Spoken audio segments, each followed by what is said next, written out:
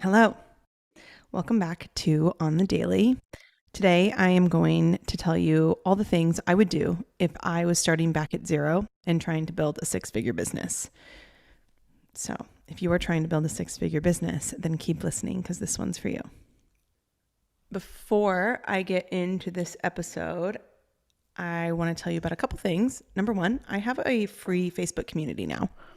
This Facebook community will stream all of my free masterclasses that I offer, as well as some client spotlights, some member wins, as well as maybe some Q&As. It's just going to be a place for really another touch point for really great free value and a really good place to network with other people in my world. And I'm biased, but the people in my world are truly second to none, the best ever. And I've seen some pretty epic friendships be made out of my world. So this is just going to be a place where everyone gets to come together into one big community, and together we will grow together.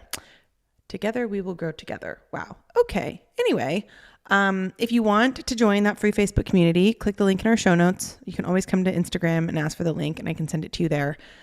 But I'm looking forward to having you inside. There is currently a replay of my masterclass from the other day called Main Character Energy. And in that training, I told everyone about the 4 things that you need to do now if you want to have main character energy in your life. And the replay is available inside that group. So if you want to listen to that replay, you know what to do. The second thing I want to tell you about is a masterclass I have coming up on June 1st.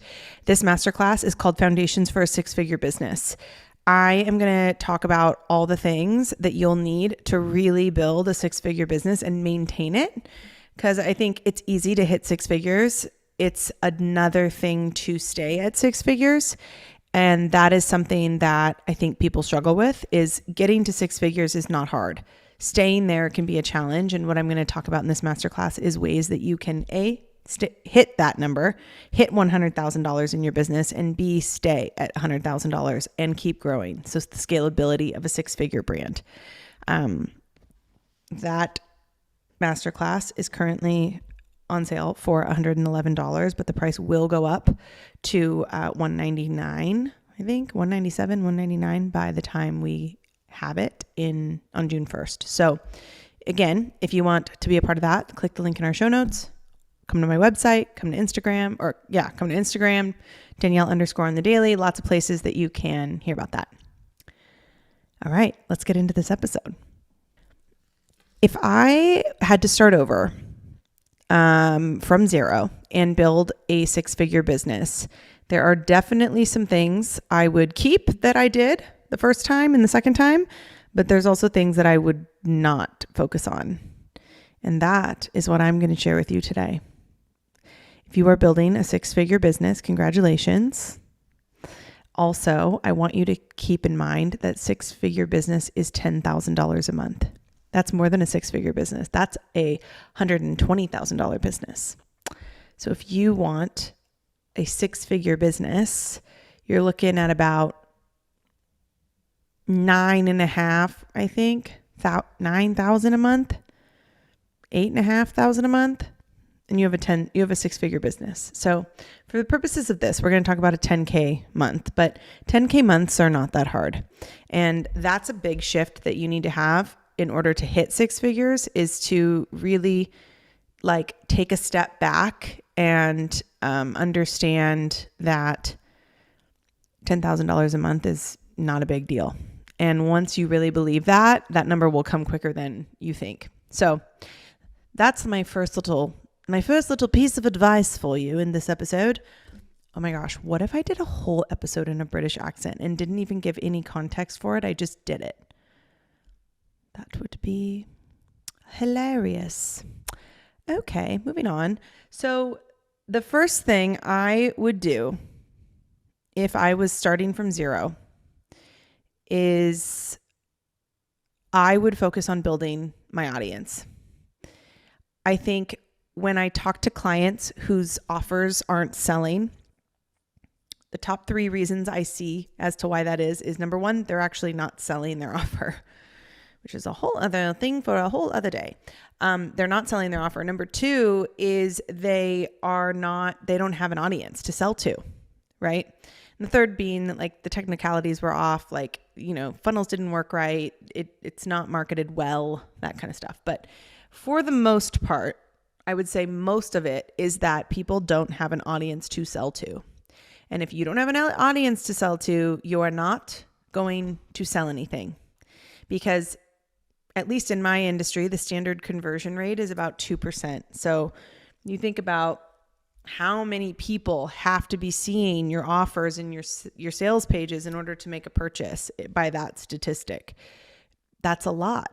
And if I was starting from zero, I would be going to networking events. I would be creating a free Facebook community where I would go live a lot. I would do like free masterclasses a lot. I would be going live on social media a lot. I would also be collaborating with other people in my industry. So whether that be getting on their podcast, whether that be going live with them, I would be interacting with other people in my industry to borrow people's networks. I would be doing that a lot. And I would be building an email list so I could nurture an audience. And I would do that through free masterclasses. I would do that through a freebie. Maybe it's a digital product. I don't know.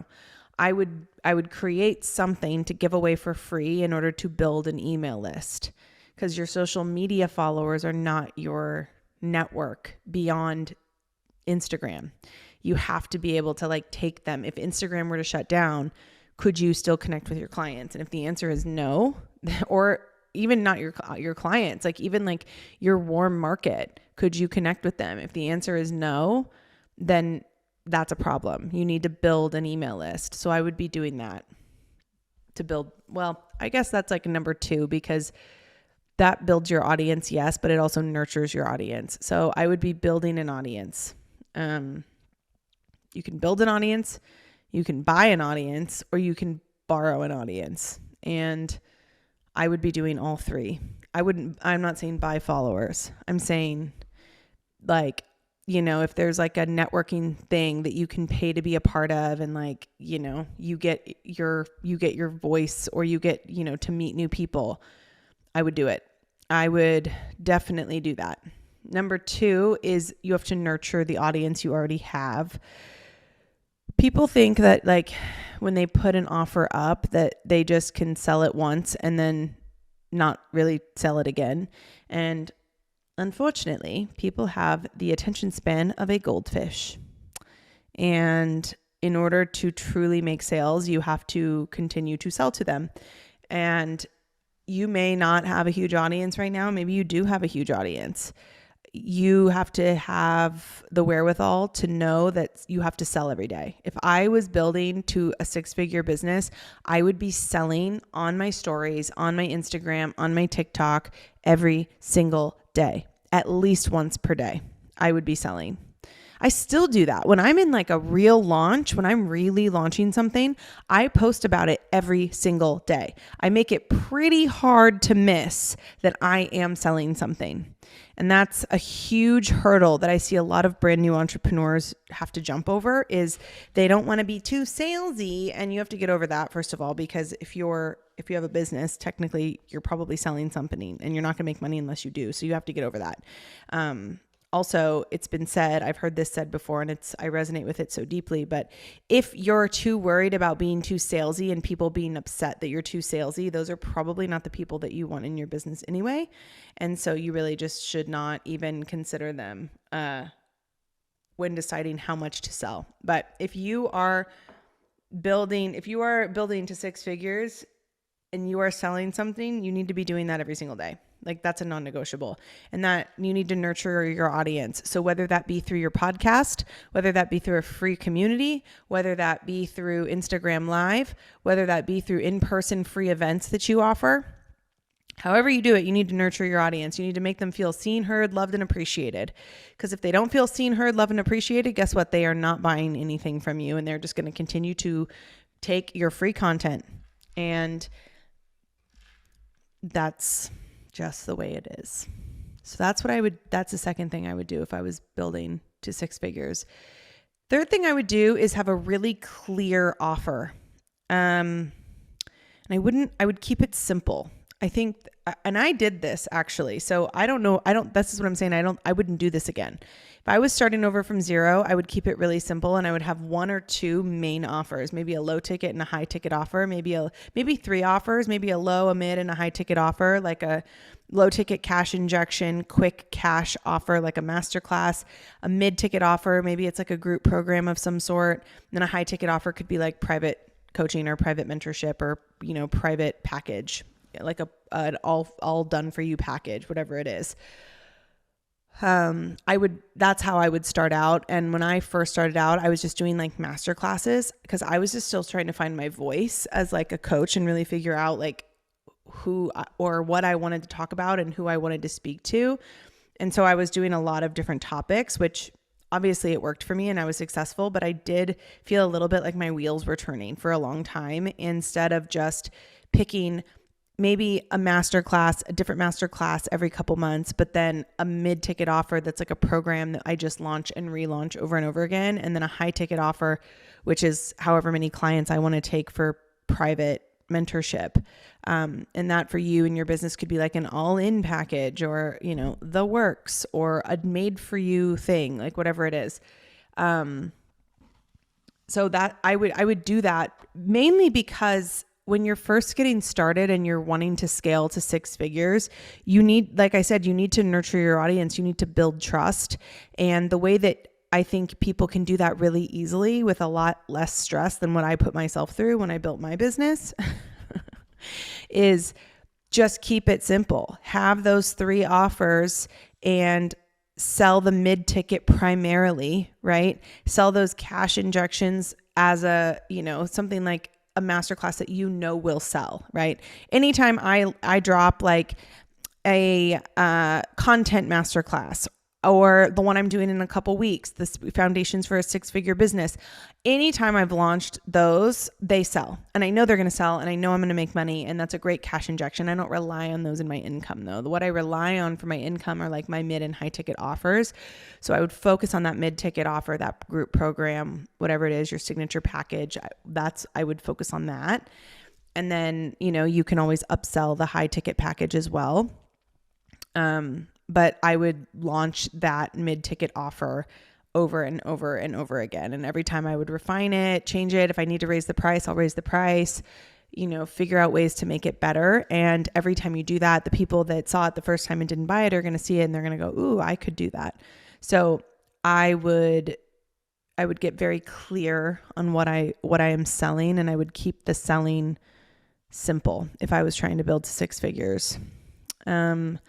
And I think the last thing I would two more things. One of the biggest things I would do is like, I would take my mindset very seriously, and I would be working on healing my trauma, reframing my beliefs around money. I would be doing serious work on that, because your business isn't going to grow if your mindset's not growing. It's a non-negotiable for entrepreneurs. It's a non-negotiable if you're building a business. I'm sorry, it just is.